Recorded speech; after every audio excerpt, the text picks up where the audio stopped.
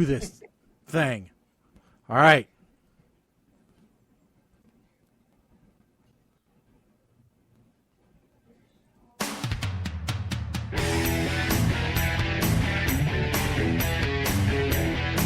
And now, back to PTR Radio. I made a little list of some of the things that you discussed. Bestiality, abortion, AIDS, Irishmen who drink, nuns, premature ejaculation, breastfeeding, and farts. This is PTR Radio.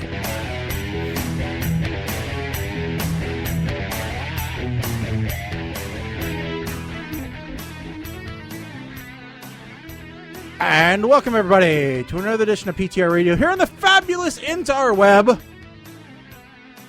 Are the only solace that we have right now in this crazy, crazy world. I think we can say that with 100% certainty, can't we? Mike is breaking his chair. My chair. No, my chair's already broken. That's the problem. I tried to. Go ahead. So there's a little like axle in the middle, right? And like when I rock, I can feel it rocking like catty corner. Yeah. Well, it turns out that it's like plastic bushings around that little axle, and one of them broke. Oh, so no. now I rock like the base ain't moving, but I got lateral instability. Oh, yeah, that's a big word for this early in the show. So when I tried to lock it so I wouldn't recline, thinking maybe that would be better for me tonight. Yeah. No, it locks, but it locks crooked. So I got like a gangster lean hat. No, nobody. Can't do it. Sorry. Nobody likes a crooked lock. We know that for certain. And Mike, I'm on it. I am bringing up the toy for you because I think we're gonna get some hopefully something. We're gonna get some buy-in, something. I don't know. Something's happening tonight. This is legitimately speaking. This could be the first show that for the first 90 minutes. We talk about nothing but what happened since the last show, personally. Yeah. Yeah. And because in the middle of this pandemic, things can always get worse. One thing's for sure, they're not getting better. They're not getting any better. Second thing's for sure, this is delicious. Yeah. We all had something happen. Major failures of things. Yeah. Major failures, minor accomplishments, not even really minor accomplishments. And so if you notice the title for tonight's show, Drunk and Ready to Fight, Mike is on the way and I will be, in a while. Right now I got home 30 minutes ago. I left the house at 10 o'clock this morning. I got home 30 minutes ago. And the only time that I have not been in the car, I've been in the courtroom or in the waiting room of the courtroom. Oh. I've been in the courthouse. And the only ray of sunshine was a little baby pig on the stairs. That tells you how Bumble F the courthouse was. All right. This is straight out of like Doc Hollywood Bumble F. All right. So also for those of you that are curious, we're trying something new tonight. We are we're streaming in a lot of places. We're going out. We're trying to hit everybody because we know that everybody's craving entertainment. By now, at this point in the pandemic, you've hit the end of the internet. Okay? You have reached the end of the internet. All right, you're done with Hulu. You've maxed out Netflix. You're looking at Tubby. If you go on YouTube and you're literally looking for FDR American Badass because you've run out of things to watch and that's your final option, yeah, that's why we're here. Yeah. So tonight we are on Facebook as always. We're on Twitch, which has been our new thing. We're on YouTube, which is our old thing. And Mike, tonight we're broadcasting on Periscope, which is our never thing. All right, we've never done that before, and I don't know what it is, so I'm not sure. I went, oh, I like the movie down Periscope. Let's try that. All right, maybe Kelsey Grammer started a streaming service. I don't know. Have you tried going live on Twitter yet? I believe that is Periscope, but I don't know. I don't know how to tweet stream. Why not try to figure it out tonight? Do we have to broadcast in 160 seconds or less? I don't know. Let's tempt fate. Why not? Well, the thing is, we have now, we have at least temporarily signed up for Restream, so that we don't have to kill our bandwidth. So here are some additional avenues that we could stream through, Mike. All right, Lord, No, this is important. We could broadcast on LinkedIn, where the professionals live. All right, because do not do that. Do not check that box. We could broadcast on Daily Motion, whatever that is. That was like that's like a video site, but okay. Go ahead. On Hawaii, which seems to be a Chinese or Japanese. Sorry, I'm lumping you all in together. It is an Asian broadcasting platform. That's even worse. I'm sure that they would love us. Or ZingQ.TV, or Bilibili, or Africa TV. I don't know what nationality that is. It is AFREECA TV. Africa? That's not. I don't think that's a nationality. I think that's a nation of freaks. Oh, okay. We could start broadcasting on Major League Gaming. Go with the rest of our Twitch following. Live education ecosystem. We are a very educational show. Don't do that one. We are not educational unless it's the do not attempt this at home. How about OK.ru? The Russian Federated State streaming network.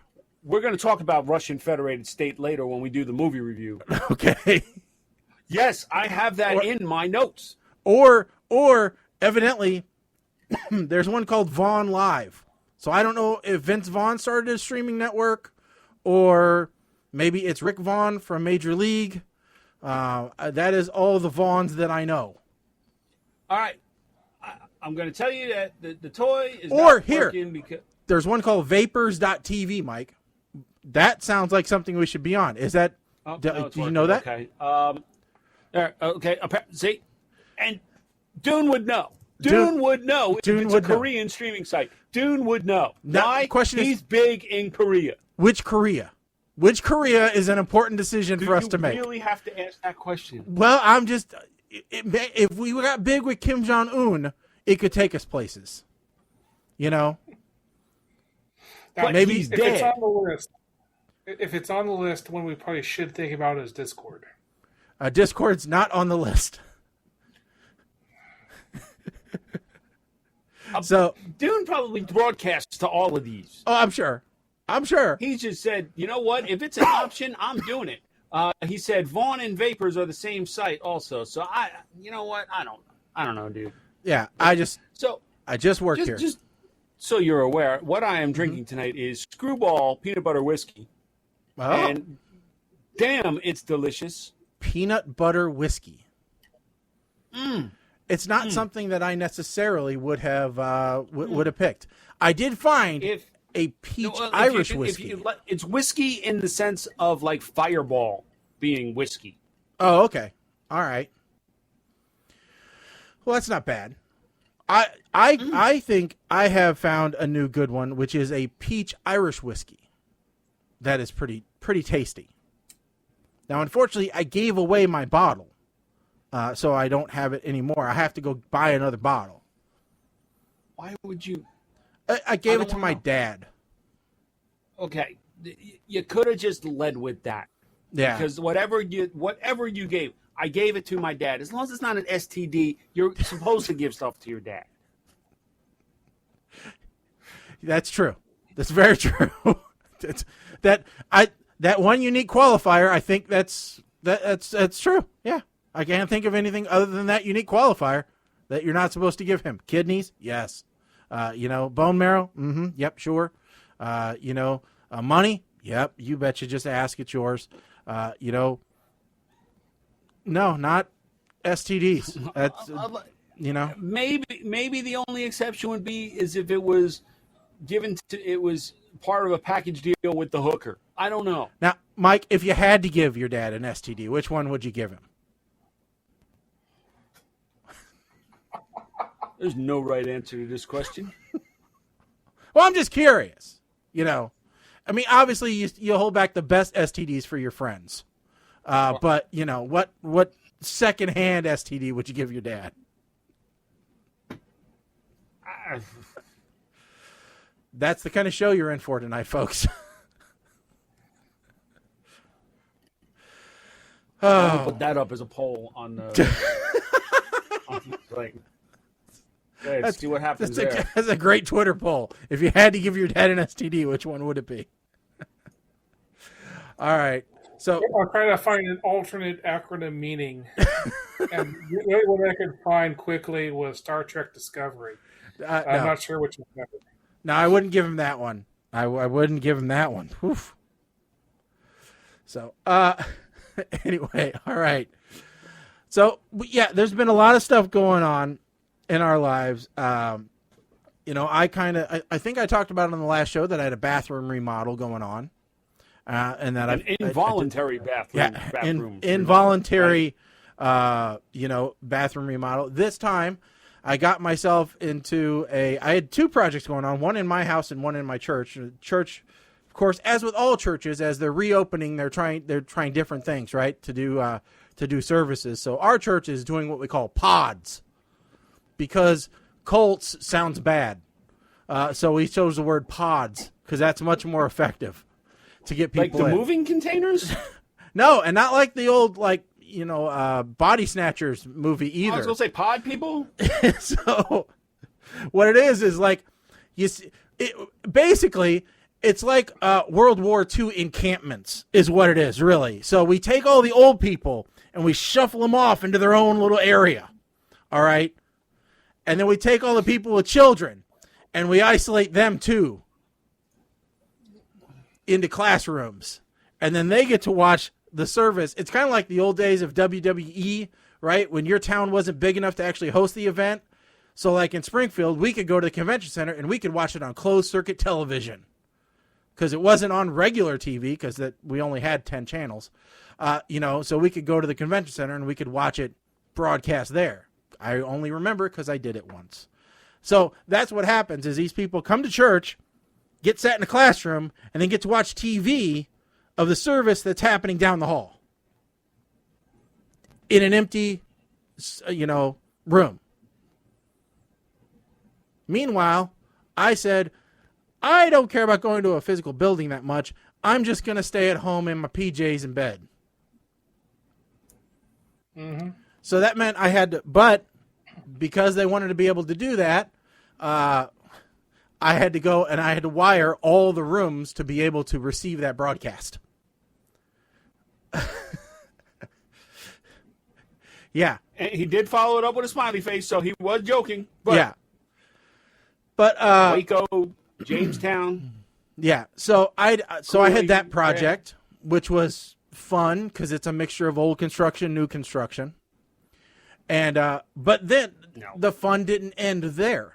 The fun came home because I decided that I would start to convert my house to a smart house. Now, I have several, Alexas around the house. I had to reach up and mute mine so that I don't just trigger it when I'm talking about it here. Speaking of muting, let me... So, make sure mine's muted. but I had several Alexas running around the house, and I've got one for like opening, closing the garage. I like opening, closing the garage door, turning on and off the alarm system, doing all that kind of stuff. But I thought, what really gets me is flipping switches. It's exhausting work. Who wants to do that when I can instead talk to a faceless, mindless canister sitting on the table, and 30 seconds later, my wish is granted, as long as it understood me. I did a trial run of this in my house. We have under cabinet lights in the kitchen on one corner. Ooh, fancy. And all they are like plug-in LED pucks that are up there. Mm-hmm. And I hooked them up to a smart outlet. Oh, okay. Right? Smart plug. Not an outlet, a smart plug. An adapter thing. So, which, for the record, those things are the absolute best when it comes to Christmas lights, because you're not messing. All your timers are set centrally, no matter where they're plugged in. Yeah. And that's where this came from. So I plugged the lights into that and set them up on a Amazon routine to turn on basically at sunset and turn off at sunrise. Mm-hmm.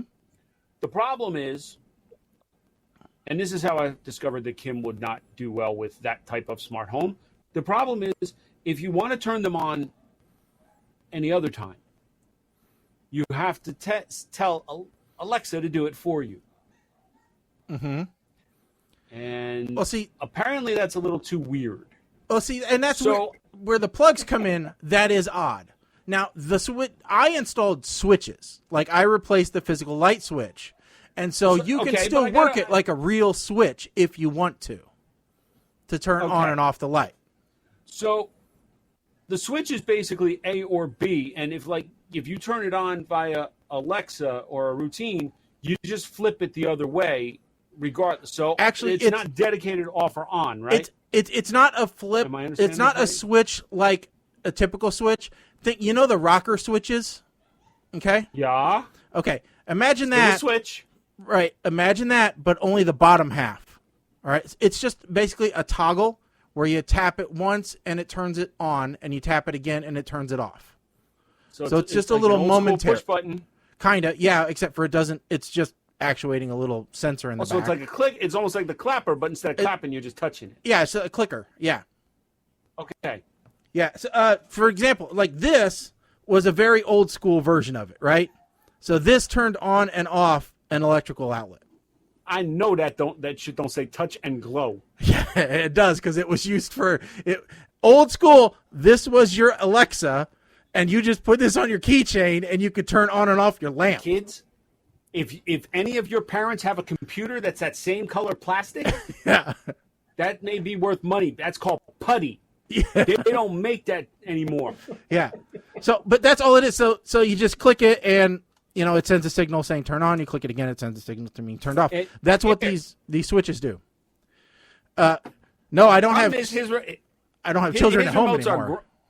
His remotes are grown, which is the equivalent of being out of batteries, and Shaggy is too lazy to replace it.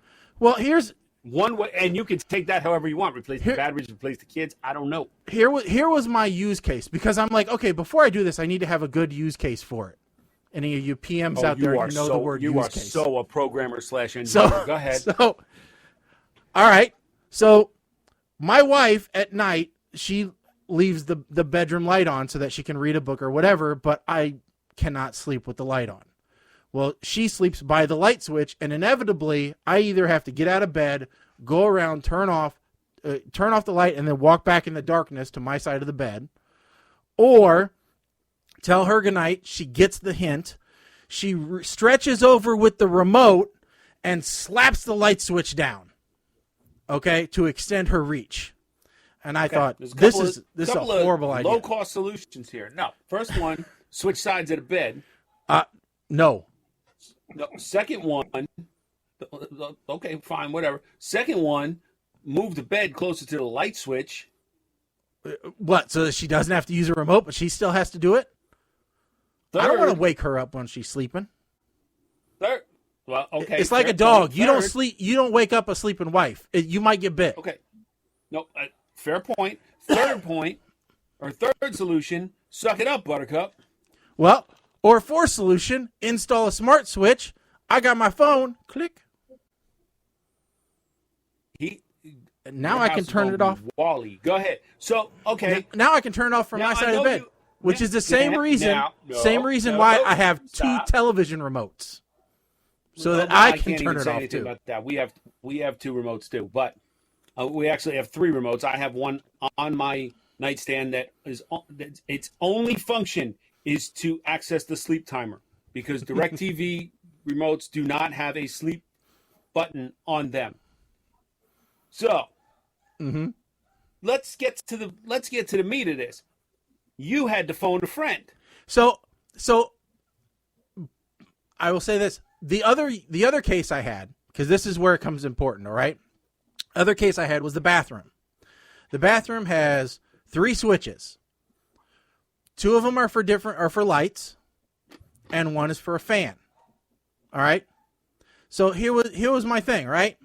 So I have a switch for the light in the shower area and a switch for the fan in the shower area. And then I have a switch for a light in the vanity area. All right. So get up in the morning, you take a shower. Obviously, all 3 of the things are on, right?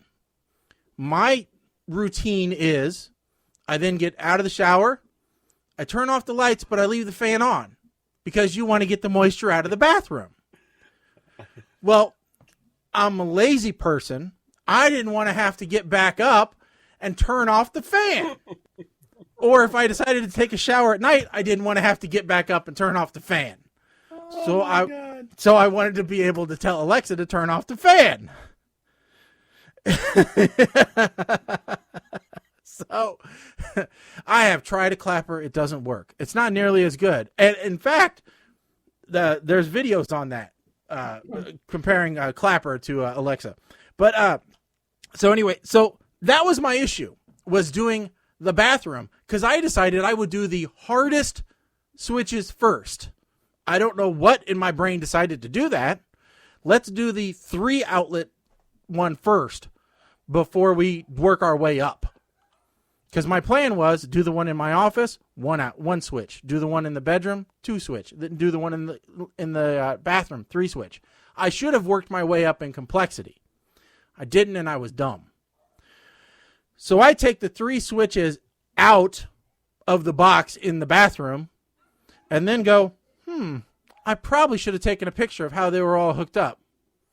Because I got 5 Romex wires, and I don't have a clue how, even if I screw this up, how to put it back to the way it was. So I started this project at 4 o'clock on Saturday. I finished this project at about 3:30 on Sunday. And this is just the bathroom. This is just a bathroom. Now, granted, after I got the bathroom done and I learned how electricity works, then doing the bedroom only took me about 30 minutes. Okay. I tell my clients all the time, I don't deal with real electrical. I'll deal with low voltage because I know how it works over Ethernet and coax and all that kind of stuff, but I don't deal with regular 120. Because it's, as far as I'm concerned, it's magic. And I told my wife at one point, I'm like, all I can understand is I put a bunch of wires together and somehow magic happens and the wires know which switches go to them. Because everything just says put all the blacks together, put all the whites together, put the grounds together, and boom, you're done. It's not working, and even if it did work, I don't know how it would work. Because how would it know what goes where? Well, see, I tried to do the same thing about a year ago. In our case, we wanted smart switches in the basement because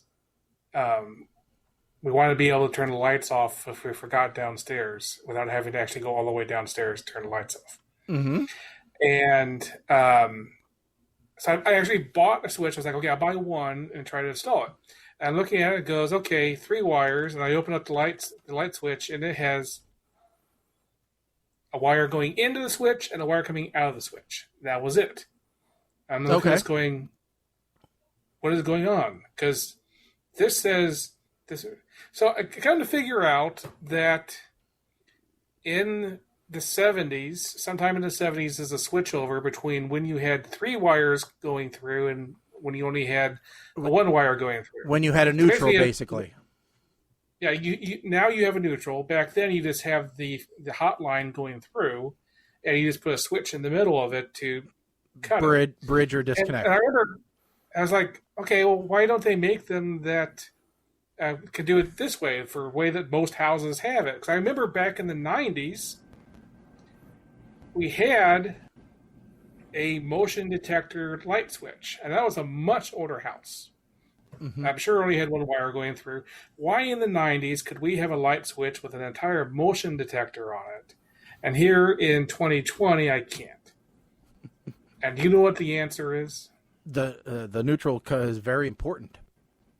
No, that's not the reason. Why? LED. Oh, because the LED needs to run. No, it's because back then in the 90s, all the lights were incandescents. Maybe fluorescence, but mostly incandescents. So the way that those motion detector light switches worked is they just always leaked power. Mm. They just let a little bit of power to go through, enough for the motion detector to have power. Oh, yeah. But an incandescent didn't have enough light going to it for it to actually turn on. Oh, okay. Well, LEDs don't care. Right. You give a little bit of power to an LED, it's fully lit up. Yeah. So if you have a 90s motion detector and you try to use an LED bulb on it, it's going to be like the motion detector broke because light never turns off. Ah, okay, that makes sense. Makes sense. Yeah, no. So I was using the Treat Light Smart Light switch. So yeah, and of course I bought the 4-pack because why not? So I'm like, dang it, I'm going to use these. But I had to, I did. I had to phone a friend of mine who was an electrician who basically had to tell me kind of how electricity works and what the wires were, because I was getting very confused with line and load and the colors therein, because it didn't make any sense to me. I kept telling my wife, I'm like, this has to be easy. This has to be more simple than I'm making it.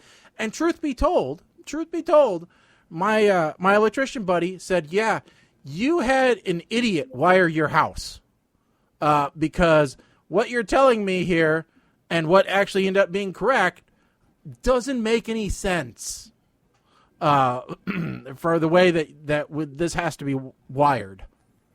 So, that I felt good about it at least. I'm like, well, at least I'm not a total idiot. Because if the electrician says, well, I would have never wired it this way to begin with, then good. I feel much better.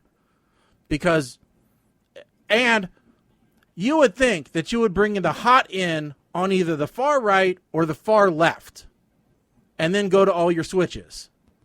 At least that was my assumption. No. Out of these 5 different Romexes that are in this box, the hot is like second in from the left. So it was just crazy. So it took me almost 24 hours to wire up 3 switches and get everything working right. Huh? Was it color coded?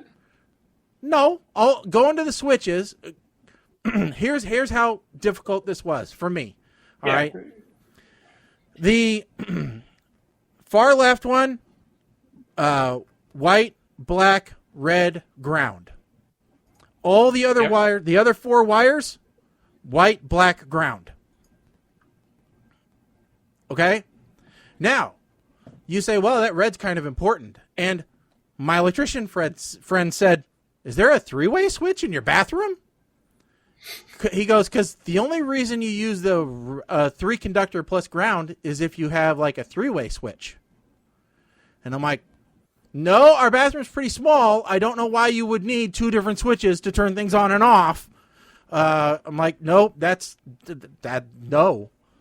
And he goes, that's really weird, because either the red or the black on that far left should be your live wire.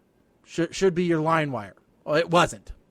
Turns out that what they did was the fixture that's in the shower area, which is a light fan combo unit, they're using the 3+ ground wire to power both of those things independently, so that they only have one wiring run to that fixture. So red is for the vent, black is for the light, whereas he said that should have been 2 different wires. That should have been 2 different lines of Romex. Definitely. So they have different hot, but they share a ground, neutral neutral and ground, yeah.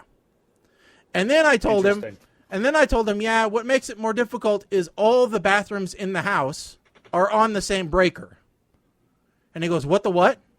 And I said, yeah, even the basement bathroom, when I have this breaker off, is dark. I said, every bathroom is on one breaker. And he goes, well, that's against code. So yeah, everything there is against code. That reminds me of my first real job when I was working here in town. For, like a real computer job. They had the phone lines and Ethernet lines going through the same cables. Mm-hmm. They just took different pairs and made someone.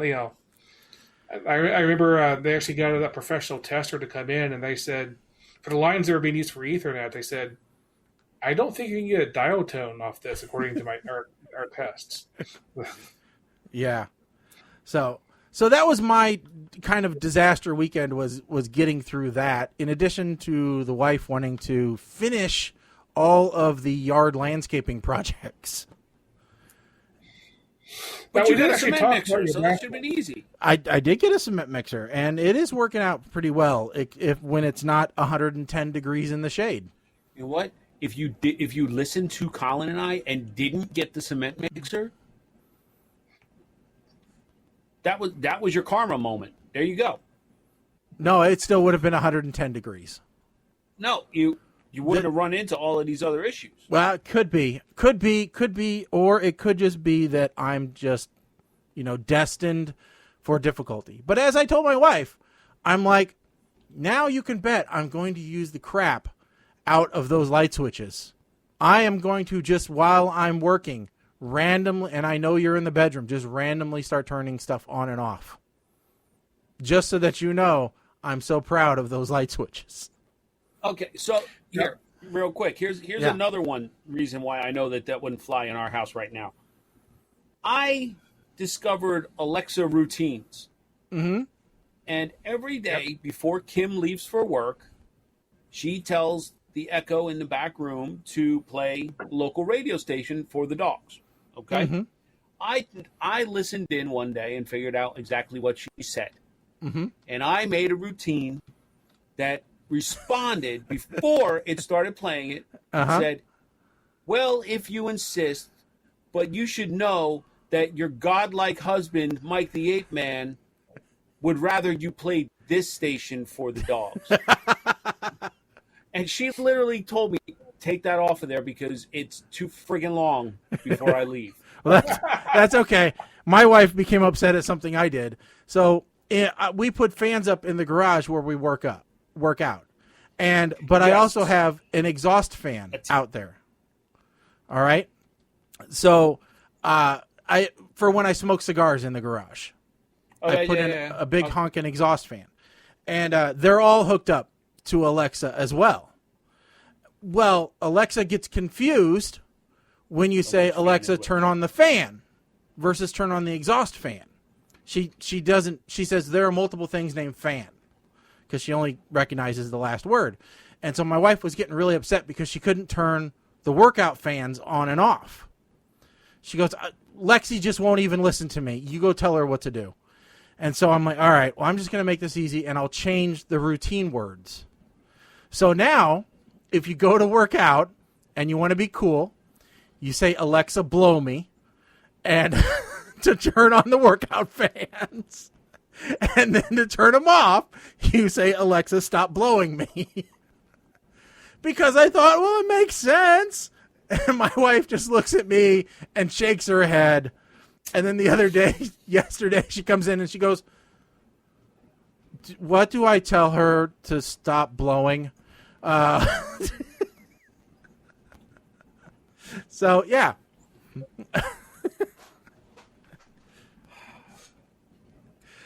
Oh, look. Okay, Colin, Yeah. what you got? So I did want to. So the bathroom incident we actually did not talk about. Okay. What the... So I did want to. Your bathroom incident. Okay, so... Oh, the remodel, you mean? The well, fact that you have carpet in the bathroom. Yeah, Yes, so... that's what we're going. Yes. Oh, okay, yeah. So, so last weekend I had to do a emergency remodel of my bathroom because, what?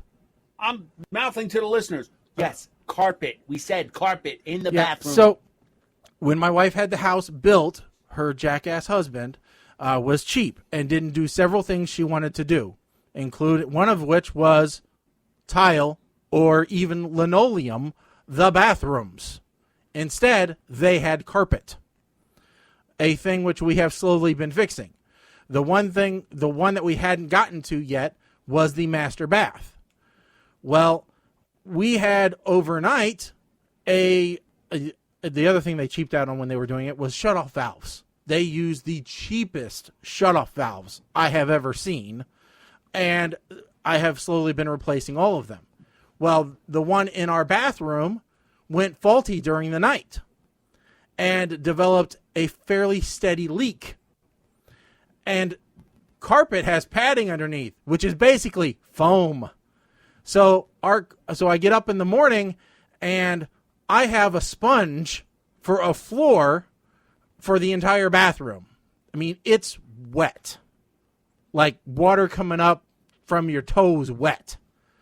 So I go to the main, I shut off the water for the whole house, and I say, okay, well, we got a problem. We have to fix this. So I run over to the hardware store, I grab a new shut-off valve, and plumbing is something I've become very familiar with, so I didn't have any problems installing a new shut-off valve, and getting that there. But then it's like, okay, now what do you do? Well, everything's ruined, so pull up all the carpet, pull out all the padding, go through, pull out all the little staples that they put the padding down with, and now I'm like, all right, well, we might as well go ahead and just put down what we put down in the other bathrooms, which was that peel and stick, vinyl tile, the waterproof lock, vinyl tile system, and we're going to do hardwood floor in our bedroom whenever we redo it anyway, so we went with one that kind of looks like hardwood.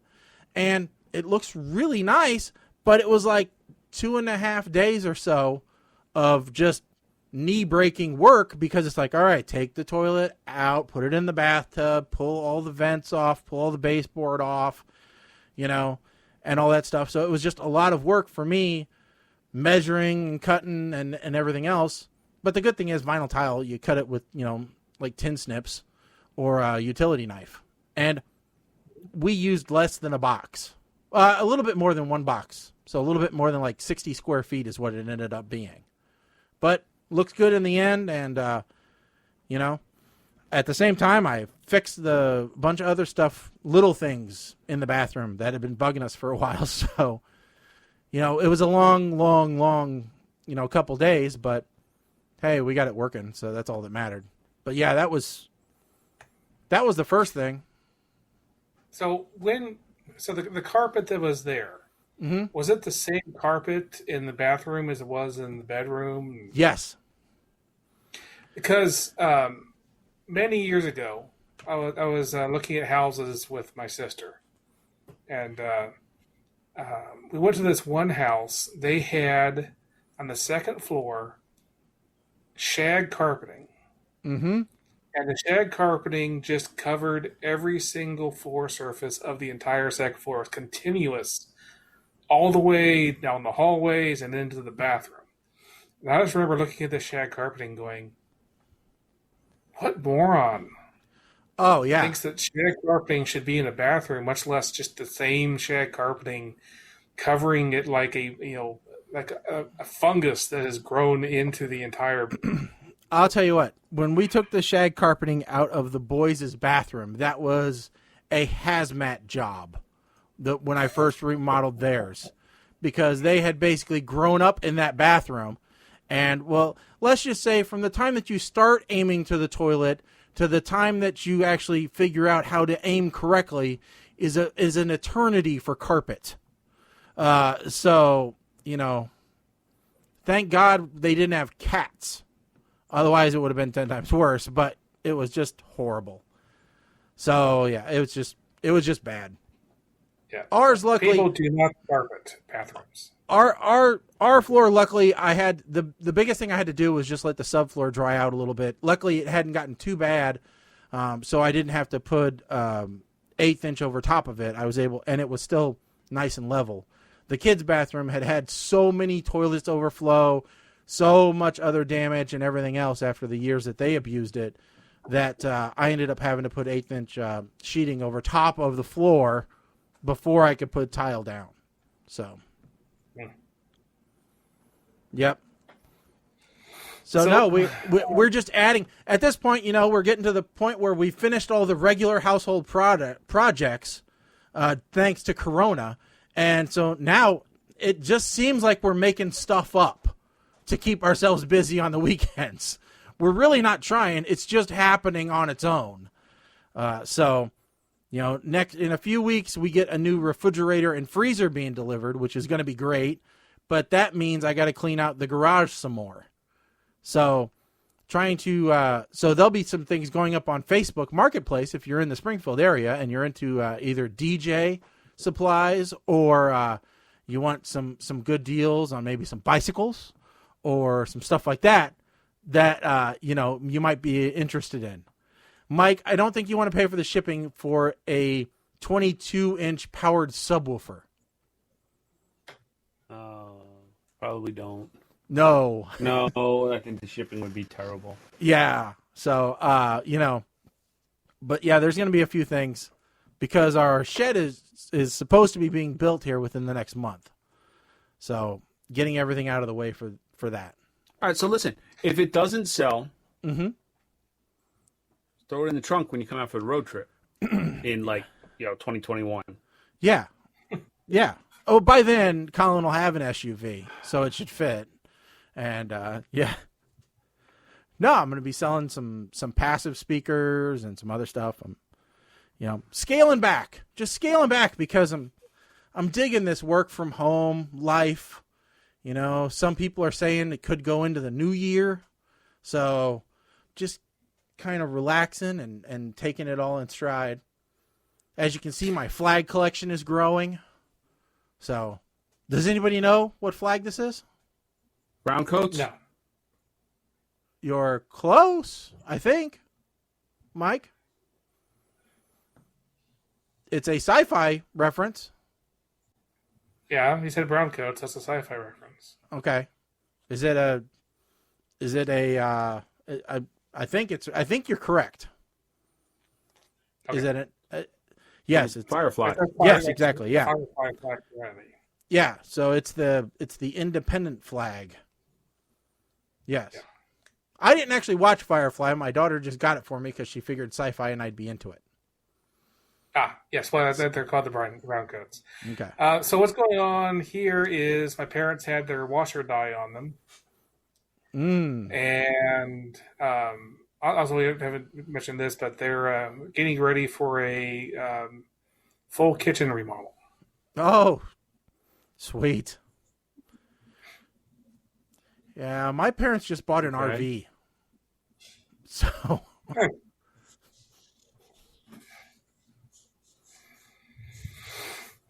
My parents just got, Go ahead, Mike. my parents were completely excited when we went over there and brought bagels. I mean,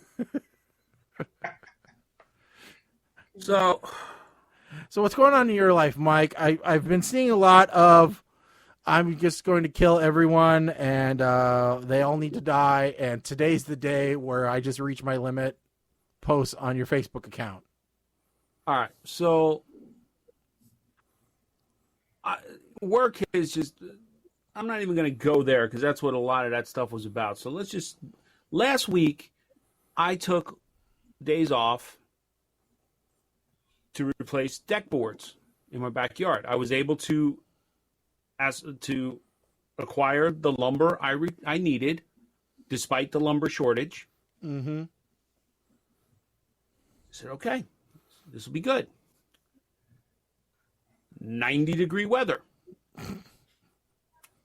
Not so good. No. My back is burned big time. My legs are like steel cables because from bending over and hunched. Because, of course, when this deck was built, it was built with deck screws, not nails. Well, that's... nails you can just, if you have rotting wood, you can just pry up very easily. Yep. Deck screws you have to fight with in order to get them out if the wood beneath it is rotten. Mm-hmm. I had to rebuild part of the frame.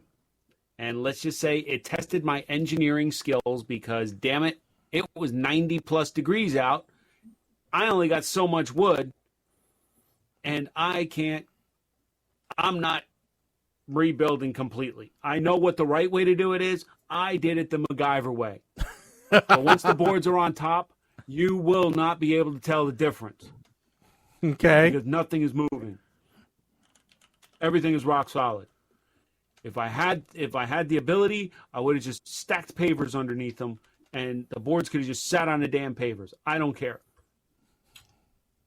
So makes sense to me. That was part one.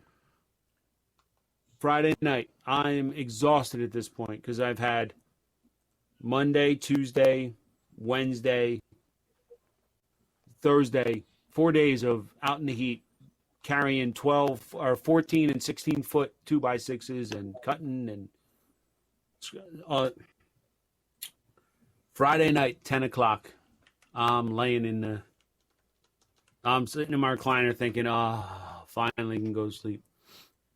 Kim starts screaming. Our two youngest dogs, Tyson and Evie, had an encounter with a skunk in the backyard. Oh. Evie, the 1-year-old pup, got it square in the face. She came in, her eyes were shut, she was foaming at the mouth, and she had little yellow droplets all over her forehead. Now, when a dog gets sprayed by a skunk, it's not the smell you smell when they get hit in the middle of the road. It's more like gasoline. Straight gasoline. Once we finally ascertained that it is a skunk, we called our one friend Karen, who's a vet tech, and talked to her about it. And she said, yes, what is it? Okay, it's a skunk. It's yellow, it's a skunk, no doubt. We get Evie into the bathtub and start washing her. Meanwhile, I'm out surveying the backyard to make sure Pepe Le Pew decided to take a hike. Tyson is rubbing himself all over everything he can find in the goddamn house. The couch, the carpets, the area rug, the bed, his bed, our bed, the walls, everything, every other dog bed. The smell is everywhere. Everything's got to come up. It's got to go. It's in contractors' bags until the next morning when we can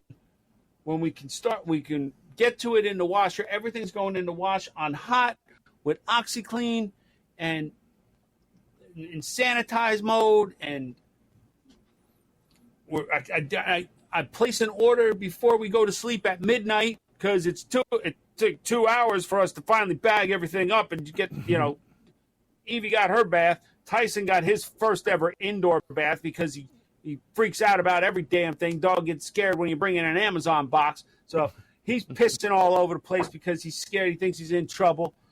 He gets his first bath. Loves getting toweled off, though. Mm-hmm. Idiot will run outside in the rain and come right back in, pretending he got to go out and take a leak. He'll come back inside just because he wants to get toweled off. Okay, fine, whatever. So now, I place the order while we're laying in bed, smelling skunk. Because little did we know he got our pillows, too, that little prick. Place the online order for white vinegar, for a big thing of baking soda, and a big bottle of Dawn dish detergent from BJ's at midnight. 7 o'clock the next morning, I get the text message. Your order's ready for pickup. Fantastic. They don't open till 8, but that's fine. I pick it up. start putting vinegar in little bowls all over the place, putting baking soda in the wash, trying to wash down with the paste with the dogs, and 92 degrees outside. I'm like, why is the air conditioner not? Damn, it's 77. How hot is it outside? The air conditioner's not. How's it 77 in this house? I put my hand down to the vent. It's not blowing cold air. Oh, what the hell! I look out the window. The fan on the condenser outside is not spinning. 90 plus degrees. I got the smell of gasoline and anger going on in my house, and the central air decides to not work.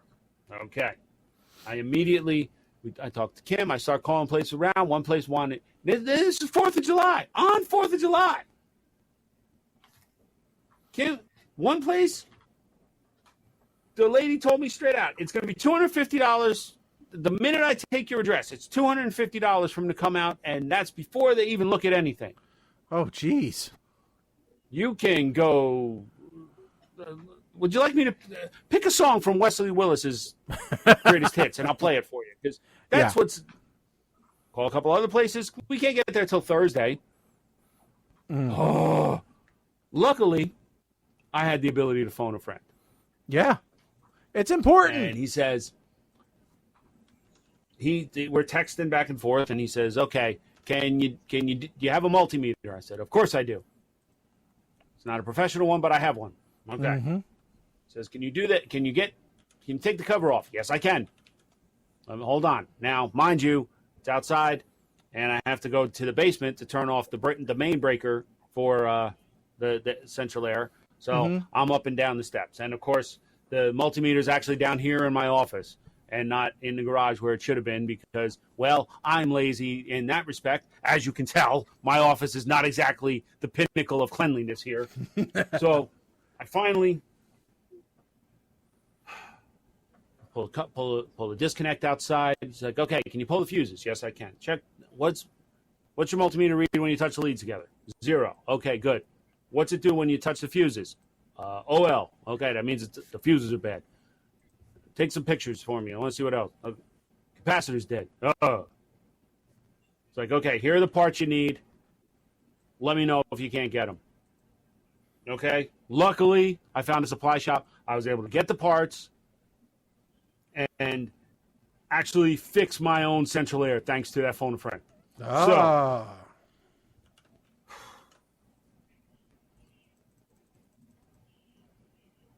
Sunday.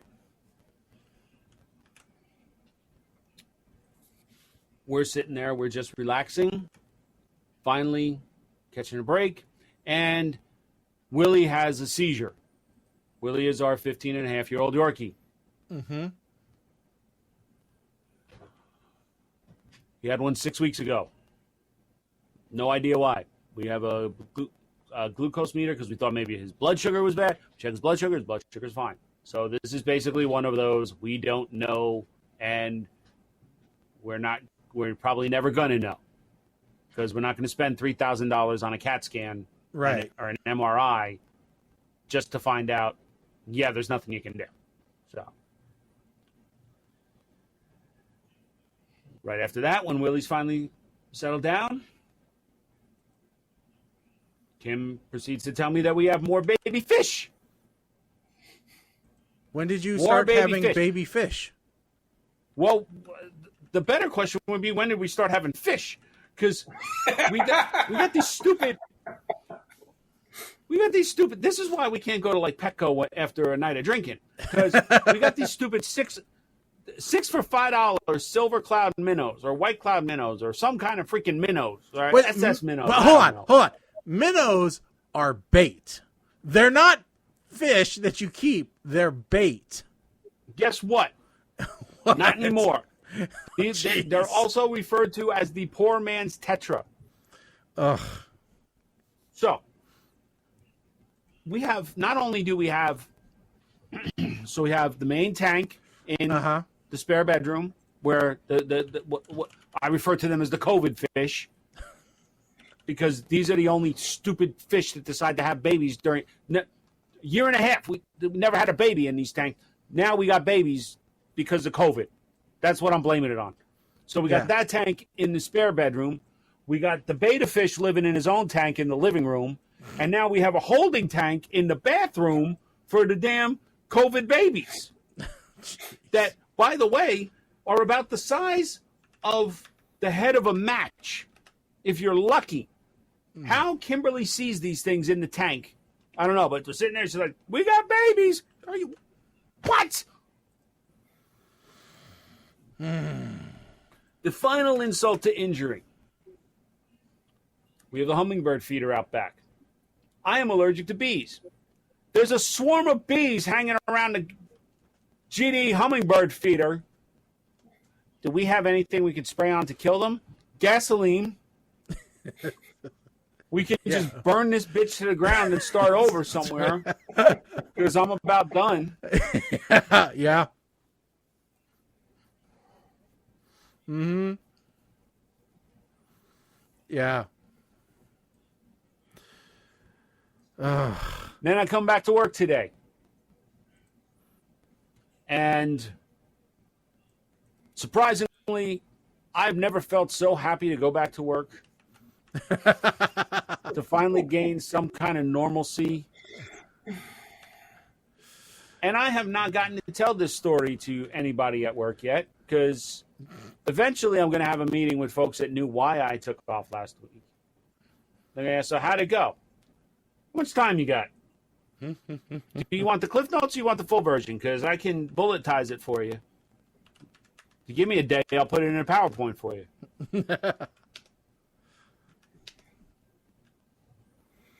I had something slightly similar, Mike. So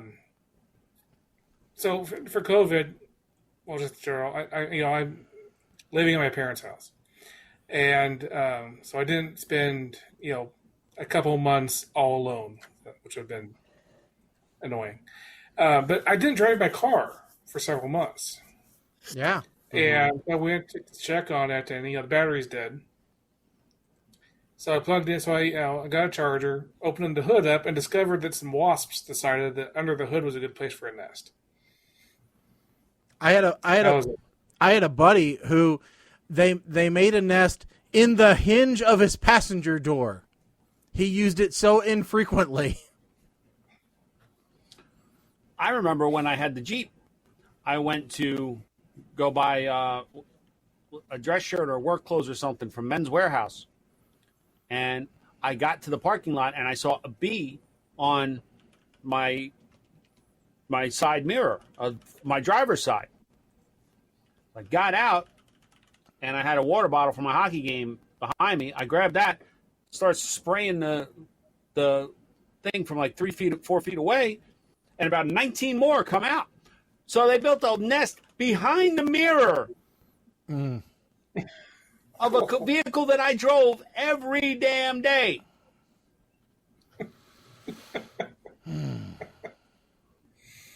Sounds like a plot for some of our movies we watch. So listen. The whole dead battery thing. Since I got the Explorer, I got the app that I can like remote start. The damn thing messaged me a couple weeks ago and said, you haven't driven in a while. How about scheduling a start? Do what now? Schedule a start. Okay. I would have done that, I but apologize because no gas when this all started. I have not been checking. I was not looking at the thing, so Mama Blair, thanks for tuning in. Do men ever really learn how to aim? Yes, damn it, we do. Mm-hmm. Let me let you in on a little secret here, Mama Blair. Okay. When I was a single man living in what I refer to as the postage stamp apartment, I was dating someone who decided she wanted to put a fuzzy seat cover on my toilet. She wasn't living with me. Put a fuzzy seat cover on my toilet and start putting some girly stuff around. So I took it off. She put it back on. I peed on it. And used the excuse that because you put the damn fuzzy thing on there, I did not hear water So I just kept trying to. I thought I was aiming wrong. So, yes, we learned how to aim, but just like in the Army, some of us are riflemen, some of us are snipers. And what's this here? Went to the pet store to get a new dog harness and came home with a new bird. A new bird? What kind of bird? Parakeet. So Okay. she at one point had more parakeets, but the other parakeets died. So I had one parakeet, and it was at the point where it's either make the parakeet disappear or get a second parakeet to make it happy. Okay. Because it was very loud. So now the old bird now has a baby bird, and instead of screeching all the time, they're just fighting all the time. But that's less noise. Okay. The baby bird doesn't have flight feathers, so it kind of climbs up to the top, and then the other bird knocks it back down to the ground again, and it climbs back up. It's Okay. You do you, boo. What can I tell you? Oh, yeah. So, for those of you that are tuning in for the first time, I'd love to say this isn't like our normal show, but I can't. Pretty much, you listen to us complain about our normal lives. Occasionally, we do talk about some topics. The last few weeks, it's been centered around coronavirus, which, we're trying to take a little bit of break from that today, but you'll notice it still does go in there from time to time. But, we're curious to know how you guys are spending all of your time. You've heard us talk about our construction woes, our, all the things that have frustrated us. We're sure that there's plenty out there that have frustrated other people. So it's just, it's really just a time for you guys to chime in as well. Facebook, YouTube, Twitter, Twitch. Go ahead, just at PTR Radio, or just put a comment, and Mike will keep an eye on it and throw it up there. You get your couple seconds of fame if he so chooses your message to showcase. I pretty much choose them all. Listen, let's talk about let's get at least one topic off the white sheet out of the way here. So which one do you want to go?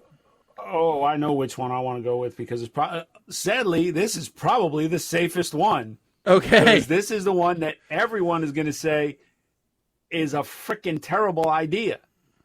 And it's FRICKEN, terrible idea. Uh-huh. What? It was a model in Sweden who decided she was going to take melanin injections because she wanted to become black. I'm not making this up, people. No, we can't make this up. It's too difficult. I wish I made this up. I think this is one thing. I don't care which side of the Lives Matter spectrum or what position on the Lives Matter spectrum you're on. Okay? This is the one thing that I think we all can agree on is the worst idea in the history of ideas. Mm-hmm. And I'm pretty sure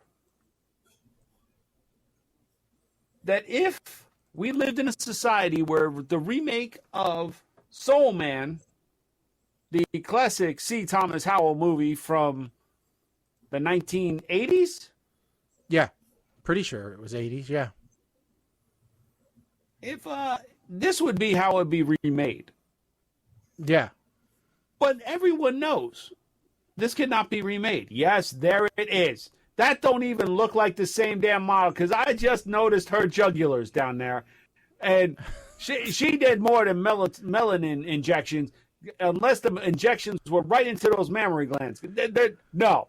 Yeah. How did I not notice that during the first time? She went from a toothpick to smuggling watermelons, for God's sake. How did that happen? And she's German. She's German. I'm sorry. Not Sweden. She's a German model. German. Oi. No.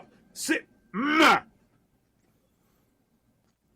According to the outlet, Big recently went to Kenya to become baptized and now goes by the name Malika Kubwa.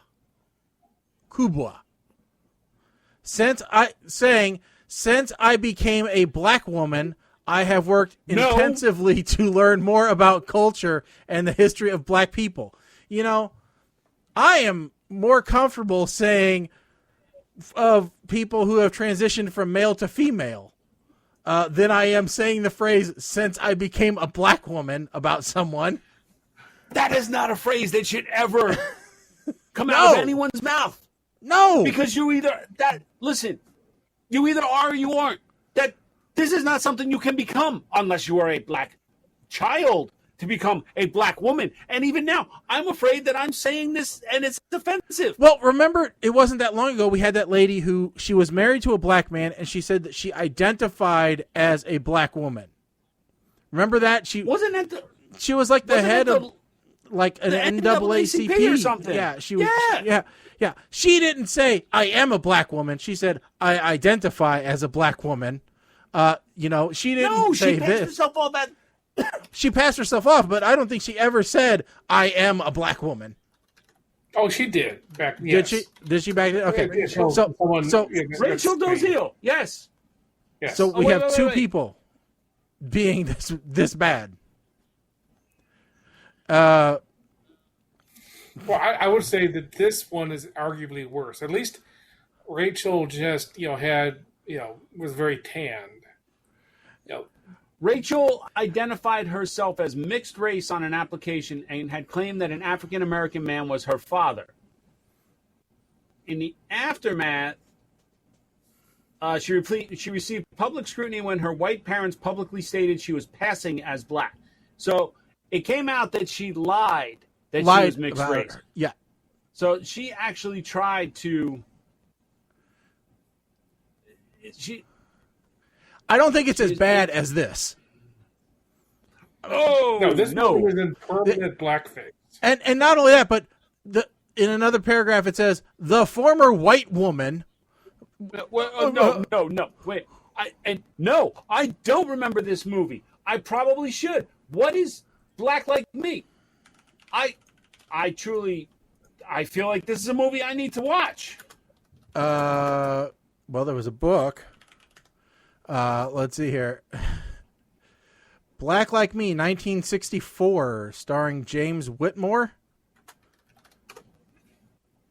American drama film based on the 1961 book. The journalist disguised himself to pass as an African-American man for 6 weeks in 1959 Deep South to report on life in the segregated society from the other side of the color line. Okay, not a comedy. Not a comedy. All right, Soul Man, definitely a comedy. Yeah.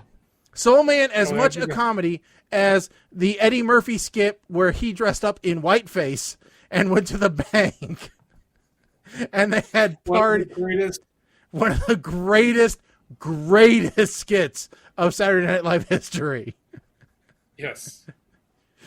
He went to the bank and he said, "Yes, I'd like to apply for a loan." He closes the door and he goes, "How much do you need?" And he just pushes him. Take it. Take it. Take the money. Pay us back. We don't care. One of the greatest skits of all time. In fact, I got reprimanded. Well, I didn't get reprimanded, but I got told the other day, and I don't think I talked about this on the last show, but I got told, my boss made mention of it, because evidently I was screen sharing during a conference call or something, and I don't even remember this being on my screen. I don't know why it would have been on my screen, but I was screen sharing my web browser, and he specifically noticed that either, like, you know how when you bring up Google, it shows the little icons of things you've looked at before, right? It's got the 6 most recently looked at sites or whatever. Or maybe it's just when you bring up a brand new tab. That's if you open a tab in a blank Firefox, tab. Yeah. So I guess I had done that to then click in to go to a website that we were working on. And he goes, you probably should remove that bookmark for that Key and Peele skit. I'm like, Yeah. huh? You did bring it up last. Oh, did I? Okay. Yeah, but it's we may have new people. Who knows? And I'm like Just really? letting people know if they're getting deja vu. Yes, Oh, it okay. did So, come up. yeah. So, but I was just I'm like, Key and Peele was a popular show. It's still a popular YouTube thing. If anything, they were probably making fun of white people, which I'm totally on board with. You know? So, but okay, fine. I will change my open new tab so that it doesn't show anything. So, Silver Streak with Gene Watt. Listen, anything with Richard Pryor pretty much had a racial tone to it. Yeah. Most of the stuff that I can remember. The toy? Oh my God. We've talked about that before. Oh, yeah. Yeah. Blazing Saddles? Blazing Saddles. Wait, Richard Pryor was in No, but he was actually supposed to be the sheriff. Well, okay. He was one of the writers. So there was 3 people who wrote Blazing Saddles. Richard Pryor is one of them. Right, but they specifically wanted to cast Richard Pryor, but he had a conflicts with the schedule, so they went with the other actor instead. Oh no, it wasn't a conflict with the schedule. It was the studio refused. Oh, okay. But anyway, so yeah, this is a really interesting. She claimed her hair and eyes had changed to become more. She claimed her hair and eyes had changed to become more African. No. These are just a few examples of the most obvious changes she claimed. Many of my changes are very slow but continuous. If my transformation continues to be so good, I will soon be identical to other black women. No, you She's won't. getting more plastic surgery. You know, Deputy Chief Executive of the Race and Equality Foundation says she has a very limited understanding of what it means to be black or an ethnic minority today and the challenges faced. I completely agree with Jeber Butte in that context. So, yeah, no, you can't. You can. That doesn't. No. No, that woman, I think we can all universally, this is one of those hands across America things. We can all universally hate that woman. This is like pineapple on pizza. Yeah. And normal pizza. We have a common enemy, and that is the people putting mayonnaise and peas on their friggin' pizza. I will jump across a bar and fight somebody if I ever saw them eating a pizza with peas and mayonnaise on it.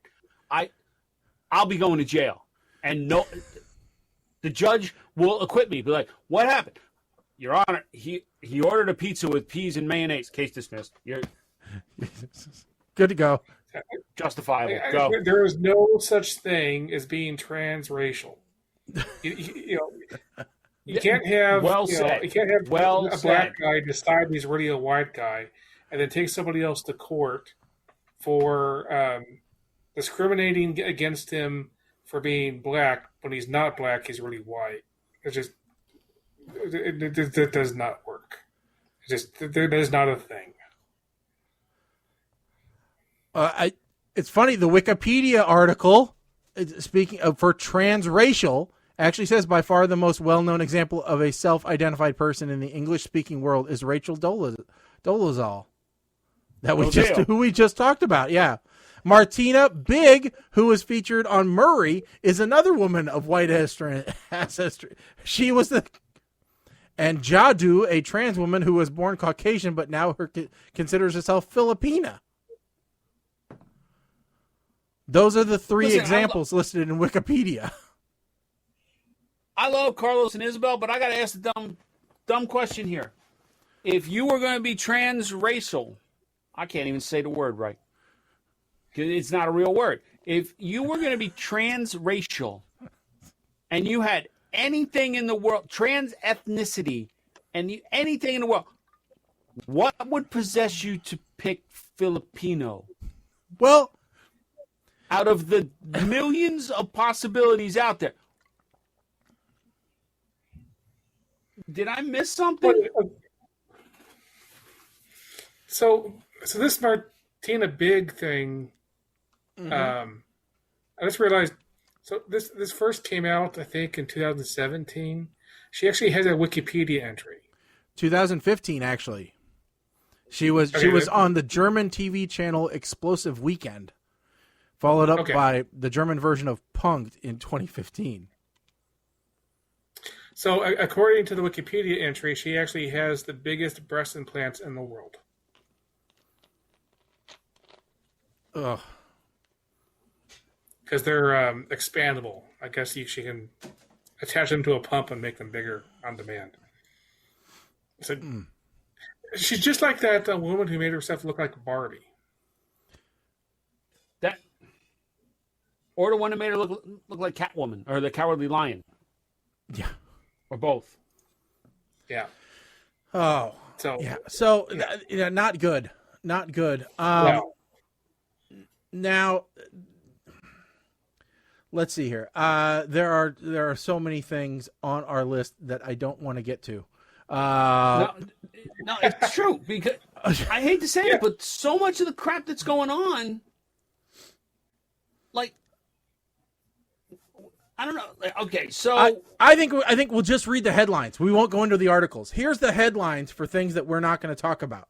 Okay, people of color exempt from wearing masks in Oregon County. Jenna Slate apologizing for voicing a black character on Netflix and resigned from the show. Hold on. We can talk about this Oregon one because we just have to give a clarifier. The reason they are exempt in this county is the people of color who have heightened concern about racial profiling and harassment due to wearing face coverings in public are being granted an exception. And I do believe that it's tied into the fear that people of color face right now. Yeah. And, there are fears with no basis in reality. Like people who are deathly afraid of, clowns, paper cuts. And then there's actual real fears where I'm like, I can either help protect myself from COVID and get shot, or maybe I'll get COVID and I won't get shot. And I'm not being me because not a problem I have. Yeah. Let's see. Another headline we're not going to go talk about. Dixie Chicks drop Dixie from their name.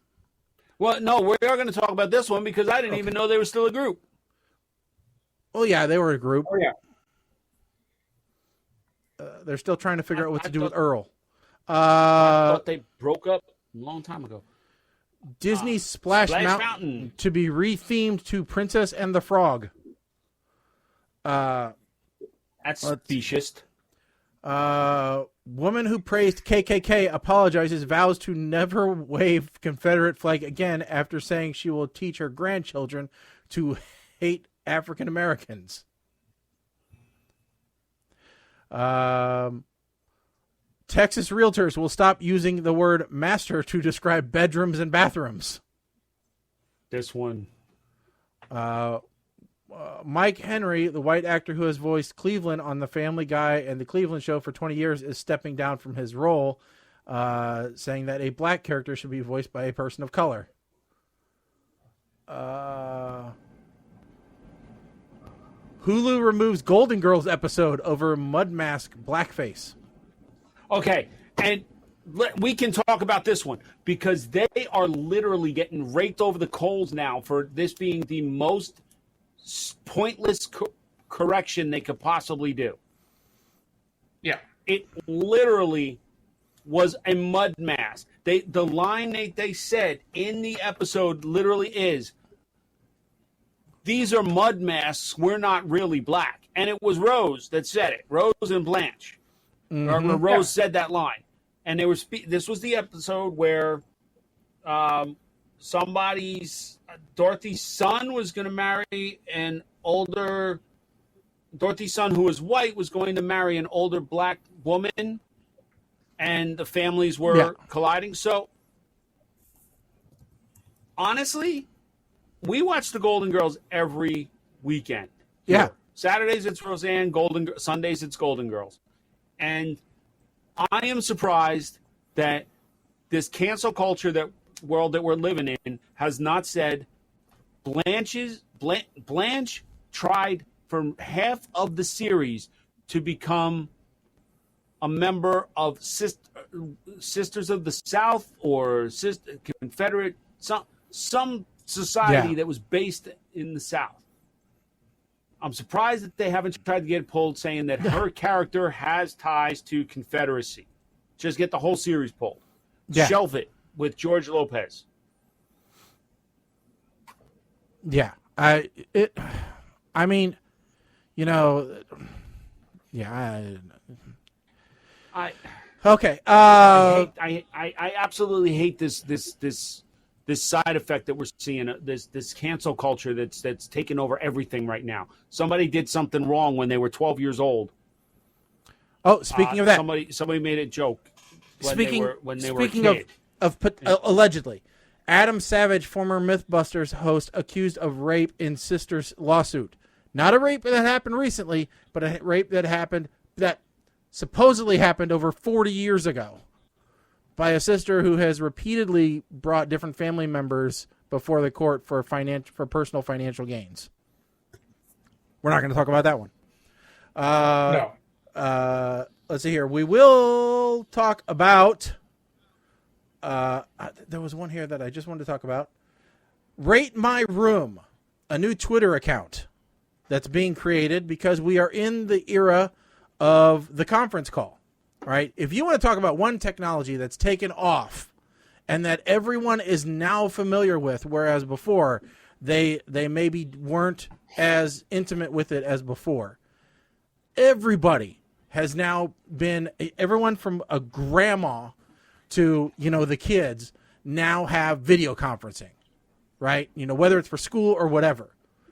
And someone decided now's a great idea.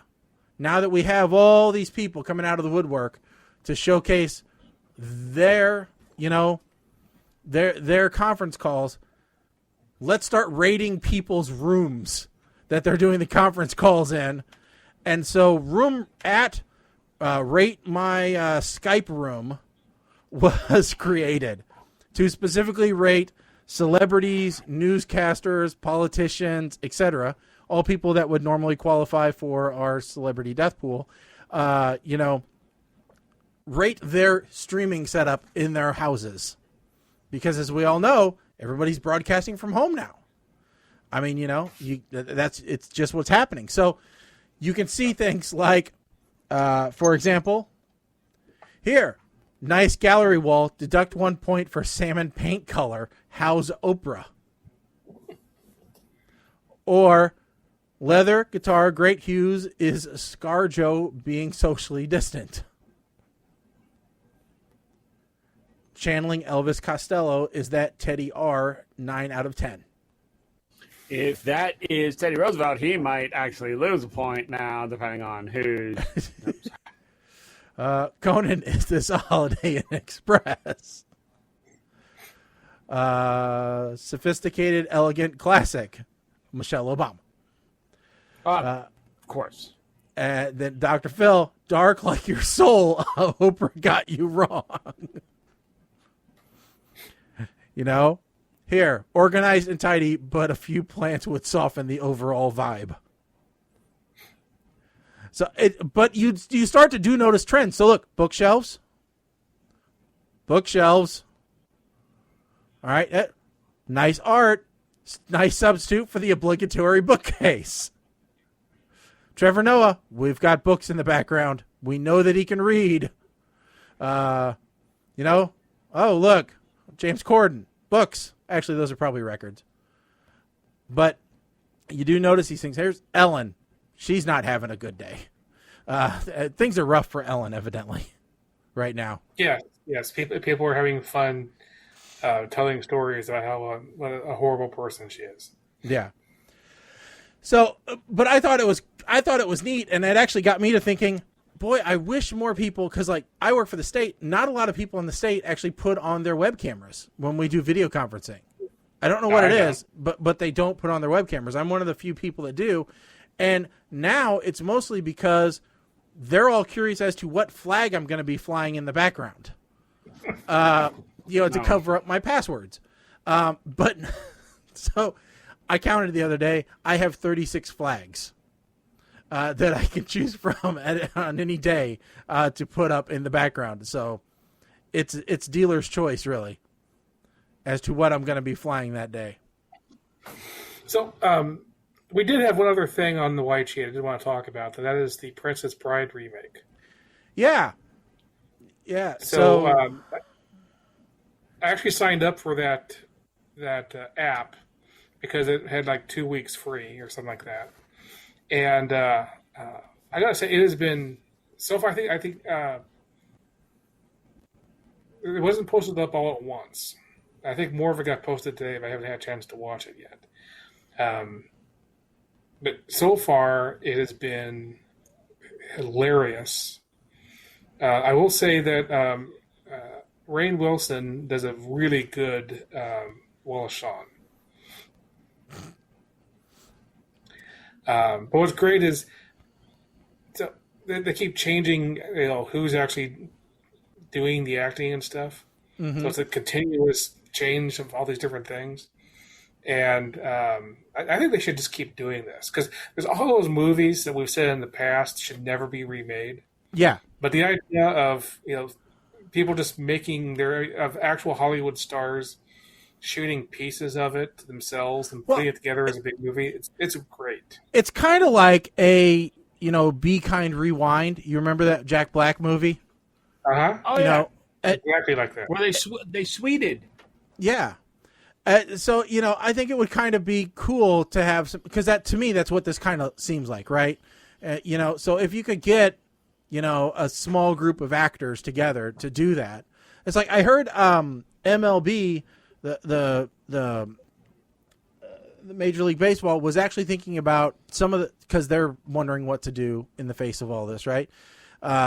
They were actually thinking about, some of the players were thinking about getting together and playing essentially a sandlot game, on just pick a field anywhere USA that wasn't a major league field. They were going to broadcast it and donate the money to COVID relief. Just a pickup baseball game. And I think it would be cool if you could do the same thing with do a 3-on-3 basketball thing. Get 6 of the high paying basketball stars to get out there on just what would be really funny is just some court. So some random court, not even like their home courts or anything like that, but get those just like NASCAR did. Mike, we talked about it on the last show. NASCAR did the virtual racing, right? Where they had the and that was truly exciting from what I remember talking about. That it really brought some new life to the sport because it really gave opportunity to guys who hadn't had it. Because they had some guy who had barely ever placed, who did really well. They had a guy Timmy Hill, who's a regular in the Cup Series, but with I'm going to say, not a Tier 1 team. They're basically referred to as field fillers.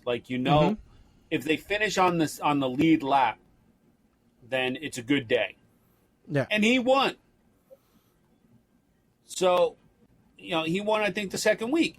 And he did it a lot of these drivers all had sim rigs where they had the 3 monitors and the actual in the wheel with the shifter and all. He did it on a laptop at a desk in a chair with a Thrustmaster plain old steering wheel. Yeah. Right? Yeah. He's got the old plastic pedals maybe on the floor. Yeah. And some of the sim rig manufacturers reached out to him. They were ready to hook him up. And he's like, no, don't want it. No. Don't want it, don't need it. Give it to somebody who does, because okay. Yeah. And it's just it's bringing some fun back to some certain things. So while we're talking about this about NASCAR real quick, before we get to the movie review, which it's going to be a little bit of time because we're only doing one. Yeah, it's going to be a little bit different tonight, folks.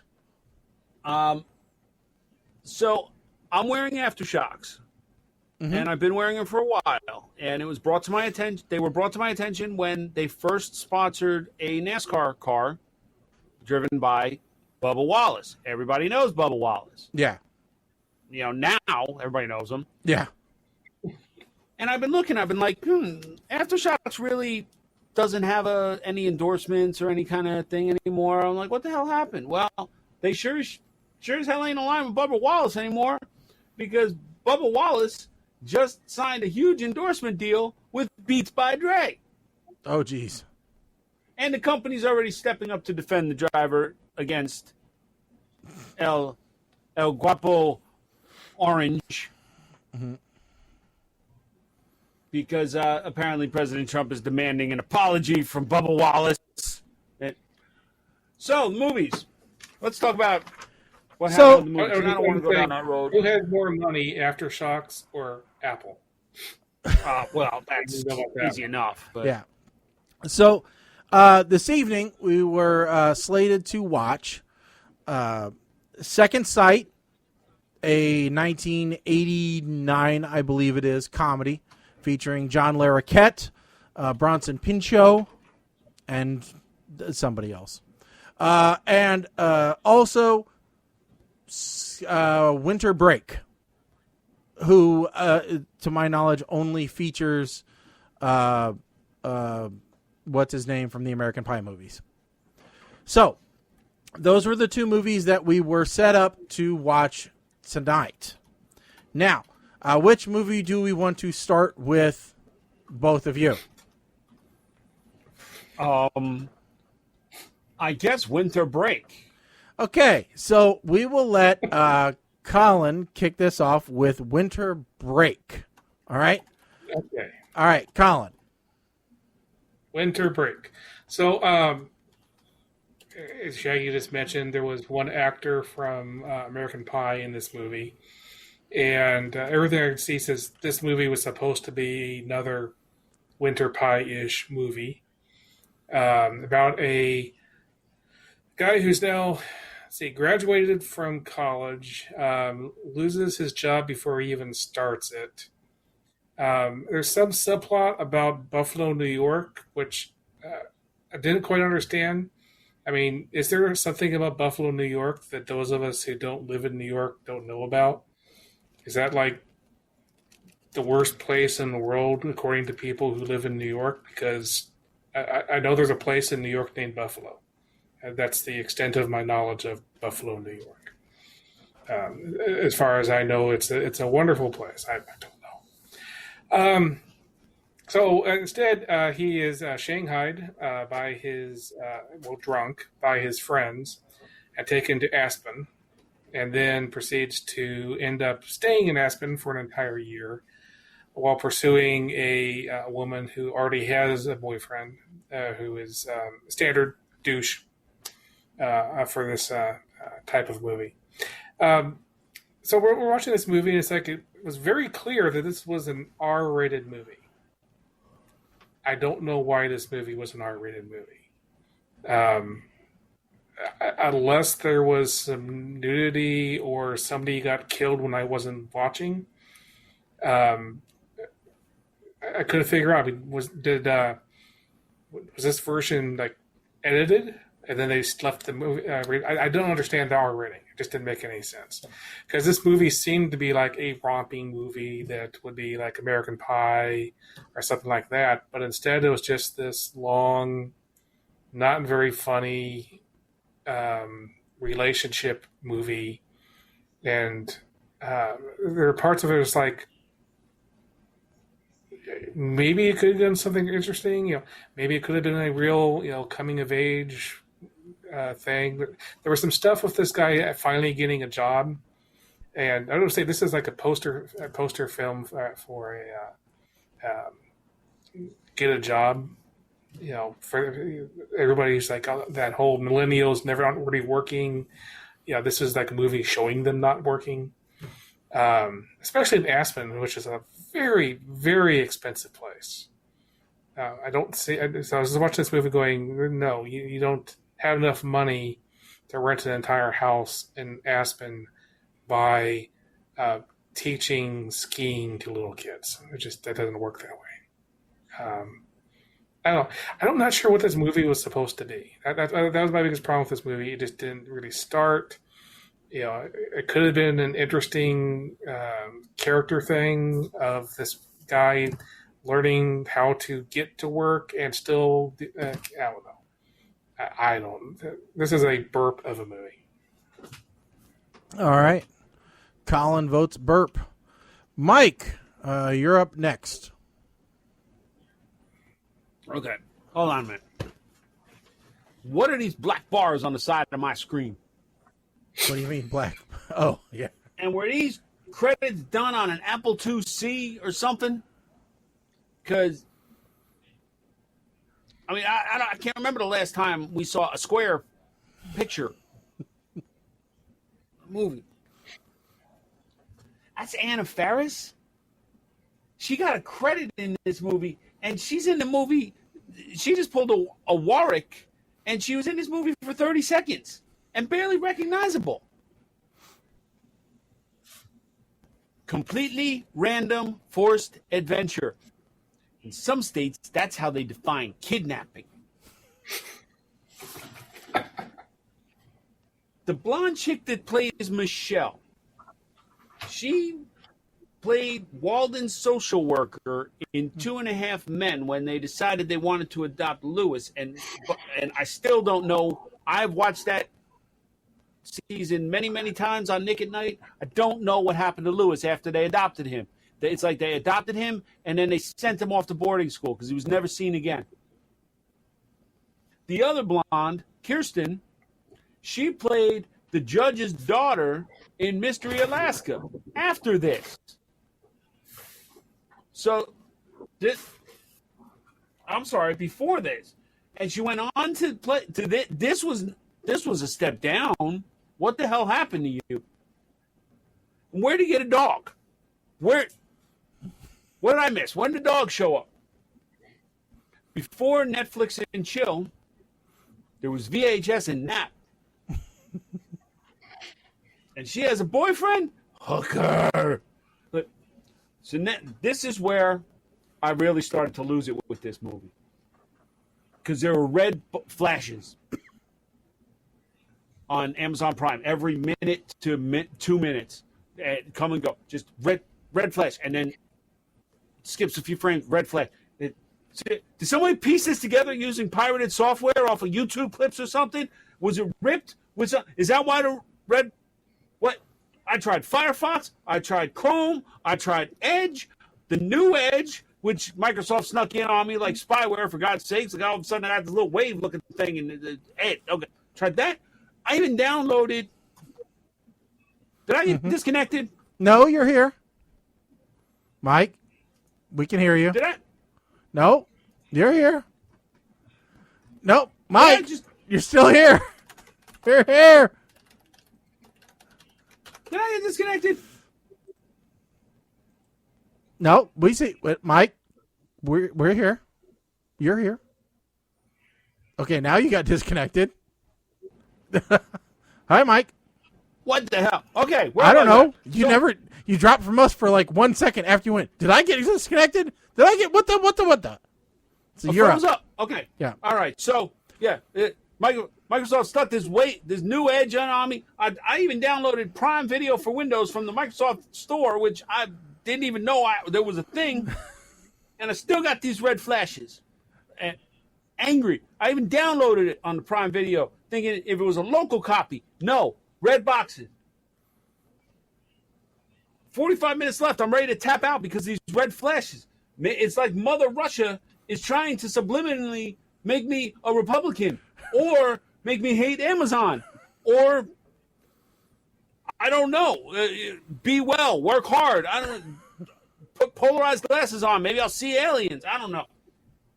30 minutes left. The red flashes seem to have gone, or at least they're less frequent. And now they're in the diner. You know you're in a classy place when they have the glass carafes of water on the table with the lemon in them, but then they give you plastic cups to drink. Dude finally is gonna hook up with Michelle, and Oh, by the way, y'all talking about the dude from American Pie. The main character is Milo Ventilate, who played Peter in Heroes. Nobody caught that one? Or Jack in what's that sappy show that everybody with Mandy Moore that all the women think is like This Is Us. He's the main character. He's the father who died in This Is Us. Anyway, he's going to sleep with Michelle, finally. And, bro, close the blinds. The blinds in the bedroom are all wide open. And his friends are all a bunch of pervs. You know they're going to be...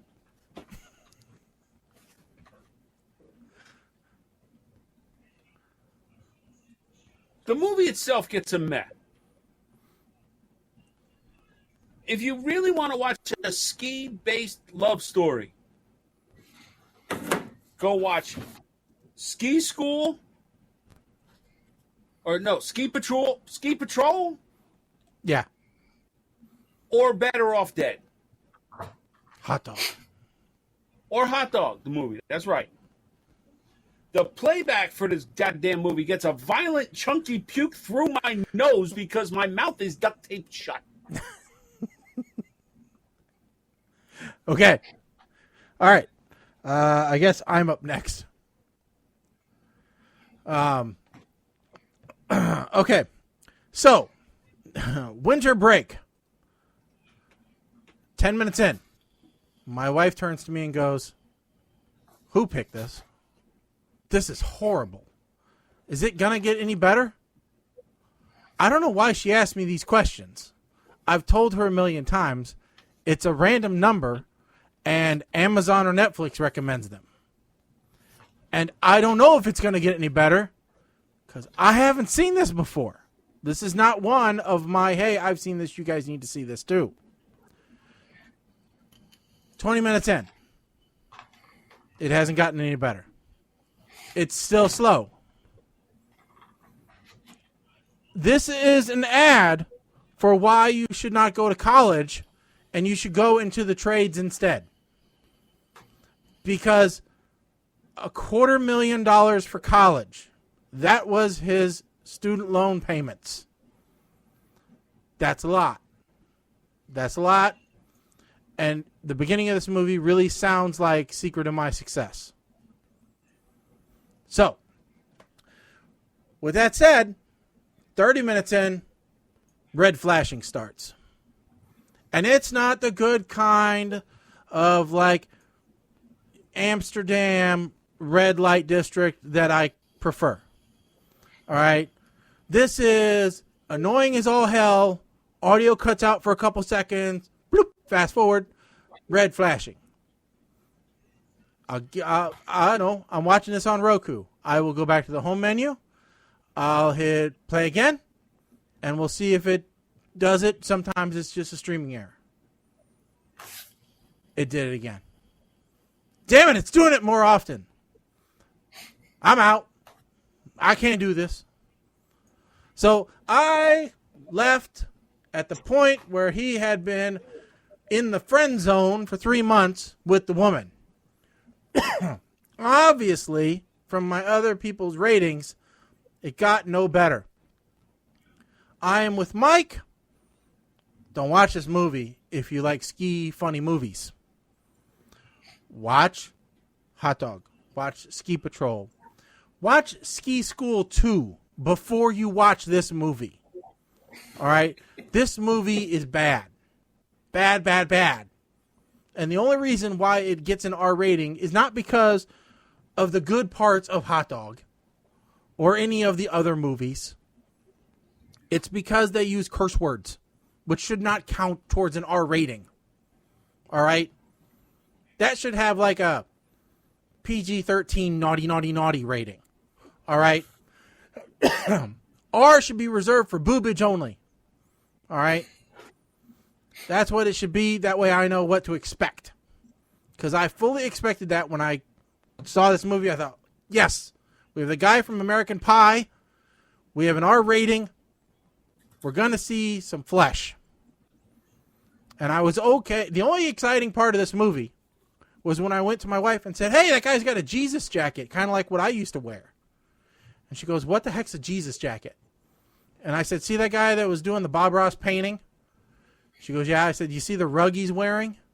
She goes, yeah. I said, that's a Jesus jacket. I used to have one. I bought it in New Mexico. I'd like to have another one. I see that they sell them at a farm and home store. Christmas is coming. If they have my size, I'd like one. So that was the most exciting part of the whole movie for me, was explaining to her what a Jesus jacket was. So I have to give this a did not complete because I didn't finish watching it, but what I saw was horrible. And like Mike, I want to hurt Amazon for the quality of that rip. I have seen German subtitled Chinese rips that are better quality than that, done with a handy cam. All right? That's how bad this one was. That stupid X-Men knockoff with the guy who turned into a bear that was dubbed into English. Guardians! I would rather watch the trilogy of that doesn't exist. Would you watch The Cobbler? I would rather watch The Cobbler than watch all these damn red flashes again. So Now- Mama Blair has an interesting theory. The red flashes cover the R-rated scenes. I don't think so, because they were just out of nowhere. They weren't even like they didn't even make any sense. Yeah, I didn't even mention the red flashes because I figured it was something on my side. I was watching it on the Amazon Fire TV, and something that's kind of old, so I figured it's just something else going on. No. I seriously tried every option. I looked for it on other platforms to try and find it. And then when I started reading the reviews on Amazon that specifically said red flashes, this apparently has been going on for a while. That's horrible. And Amazon don't give a damn. All right. So our second movie is Second Sight, like I said, starring John Larroquette. So Colin, I guess we will start off with you for this one. All right? Huh? Colin, Second Sight, your review. Yeah, so they charged money. I guess July 1st was the last day you could watch the ads, so it's actually a movie I have never seen. All right. Did not complete for Colin. All right. So that's not great. All right. All right. Mike the Ape Man, your take on Second Sight. Well, based on my week, this was going to be the last movie that I watched because I had seen it when I was a kid because I was a fan of Balky Bartakamus and John Larroquette and even Bess Armstrong. Bess Armstrong I only knew from Jaws 3D at that point in my life. I did not make the July 1st deadline. Therefore, I did not get to see it again. But I will remember seeing this movie and saying, goddamn, Bronson Pinchot, please just go back to being bulky. So I just based off of my memory and some of the bad special effects that were in it, like, do you remember a movie with Chevy Chase where he had, like, magical powers? Yes. It's considered one of his worst possible movies, yes. Modern Okay. Problems, 1981. Yes, Modern Problems, yes. So the special effects in Modern Problems barely rival, from what I remember, the special effects in Second Sight. Therefore, I'm going to give this one a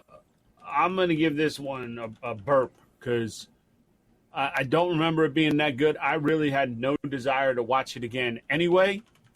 But it's just further proof that some actors are meant to be on the small screen and some cannot cross over. And I believe Bronson Pinchot should have just stuck with TV. Mm-hmm. Valid point. Valid point. All right, so I'll play cleanup here. So, Second Sight, kind of that and Vibes. I got confused on the last episode. So shortly after the last episode, I took the initiative, and I said, I'm going to watch both, and I'm going to do it right now so I don't forget, because I want to make sure that I wasn't, mercilessly mocked for having the wrong one in my head. So I did have an opportunity to watch Second Sight on Tubi for free. And then last night, because I had told my wife, I'm like, well, hey, we both like Night Court. You like, John Larroquette. I think you'll like this movie too. So I went to go put it on, and it wasn't there.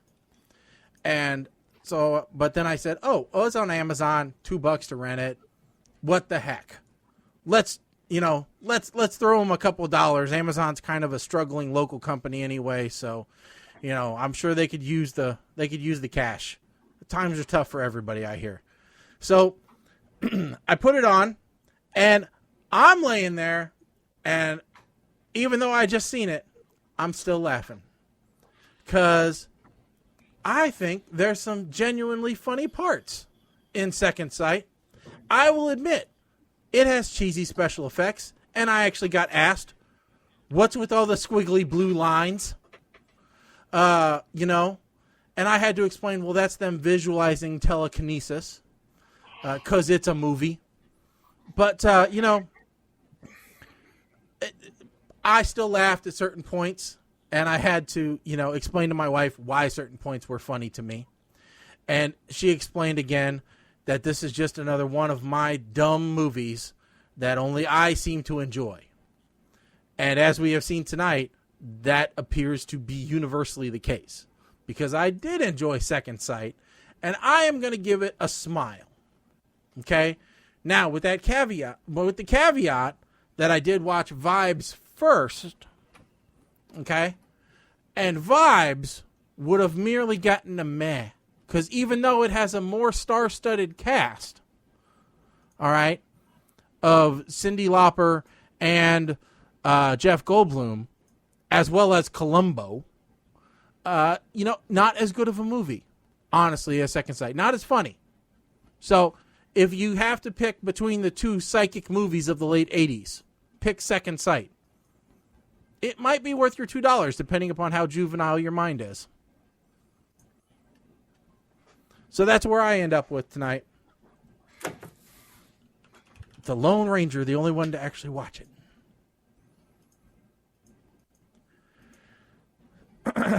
So, that kind of finishes us out for tonight.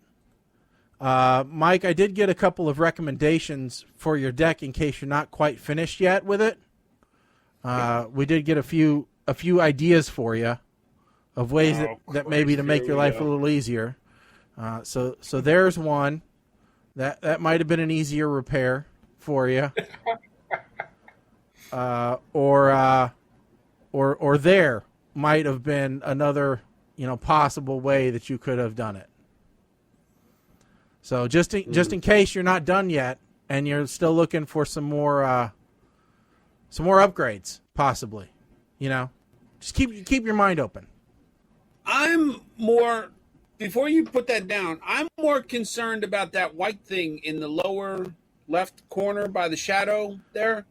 That is the largest freaking clean out I have ever seen in my entire life. That's got to be for the septic for the entire trailer park. Well, there's a toilet paper shortage. I'm not sure if you're aware. So because of the amount of T-shirts they've been wiping themselves with, the city decided that would just be more economical. to just send small children down there to clean it Wow. instead. Oh, gotcha. All right, so let's. What are we up to here? 38, and I believe we've removed all voodoo Okay. off of here. 28. 28. Well, this can't be too bad. On Amazon, this is Line of Duty, which is an Aaron Eckhart cop movie. Oh. Okay. So that ought to be interesting. Which is it's an action movie, which is okay. And the next one, number 20. 20. It's an action comedy on Netflix called. Wait a minute, did we watch this one already? What one? Hit and Run.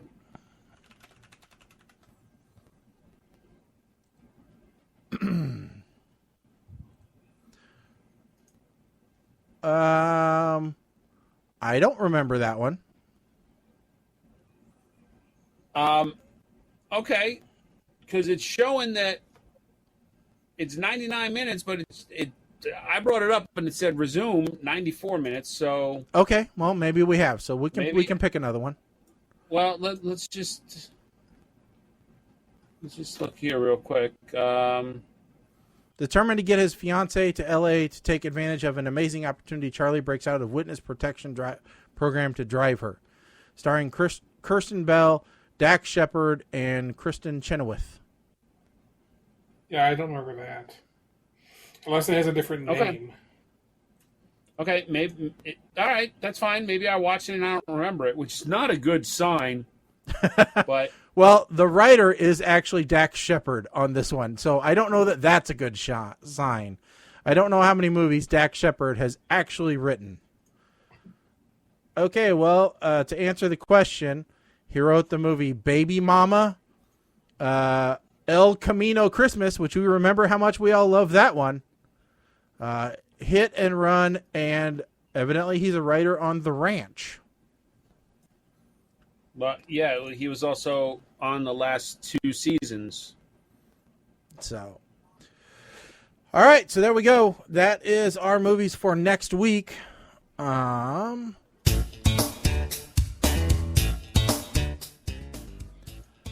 Want to thank everybody for tuning in, no matter where you tuned in from, whether it's Twitch, Periscope, Facebook, YouTube, Twitter, etc. Let us know how you tuned in. Just hit us up, friend us, like us, follow us, subscribe to us, hit the notification bell, whatever it takes so that you're alerted when we go live. Make sure that you do it. We want to make sure that you are aware of all of our latest shows. Also, make sure that you go to ptrradio.com. That's where you can check out more about the show, sign up for the podcast, find out more about each of us hosts. You know, next week, hopefully, or next show will be in 2 weeks. Hopefully, we won't have any major disasters, and there'll be a little bit more fun news that we can talk about. Unless there's yet another political, socio-economic disaster before then and now, that we have to trudge our way through. We prefer to bring you the laughs and the upbeat things that make your life a little bit easier and to get through. So that'll be Before July. the next show, I am hoping there will be a commercial officially announcing Kanye West's run for president. That's the news we're waiting on, folks. Yep. We need more laughs. More laughs, not less. So our next show is scheduled for 7/20. That's right, the 20th of July. We hope everybody had a safe and happy 4th of July. If you're not in this country, especially if you're in England, sorry we beat you. It's just the way it is. So that's the way that the ball bounces, folks. We appreciate it. Thank you for tuning in. Thank you for telling all your friends. That's the only way that this show thrives. Remember, we don't spend any money on advertising or any of that kind of stuff. We depend on you, the listener, to help spread the word and get more listeners to the show so that we can make this bigger and better all for you. All right, so with that said, we know we don't have any public appearances coming up. If we did, they'd be sold out capacity because capacity is limited to about 10 right now, which is good. So, with that said, folks, I think we're done. I'm Shaggy. I'm Colin. I am Mike the 8 Man. Stick a fork in us, folks. We are done. Later.